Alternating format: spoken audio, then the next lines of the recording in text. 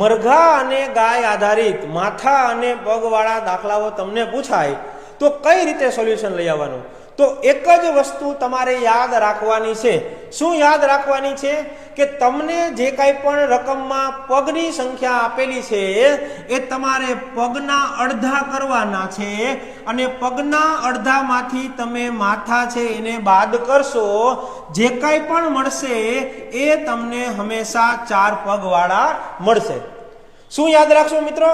કે પગના અડધા કરો, એમાંથી માથા બાદ કરો, જે કાંઈ પણ મળશે હંમેશા 4 પગવાળું મળશે.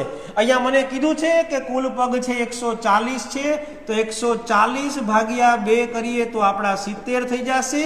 એમાંથી માથા બાદ કરીએ, આપણે 48 માથા બાદ કરશું એટલે 48 ને 2 50, 50 ને 20 70, એટલે જે સંખ્યા 22 મળે છે એ 22 છે 4 પગવાળા છે. એટલે મારી જે ગાયની સંખ્યા મને પૂછેલી છે મળી જશે મારી 22.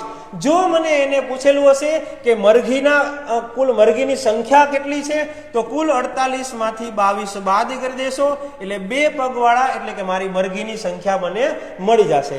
આવો જ બીજો દાખલો તમારા માટે. સવાલનો જવાબ તમે મને કોમેન્ટમાં આપો.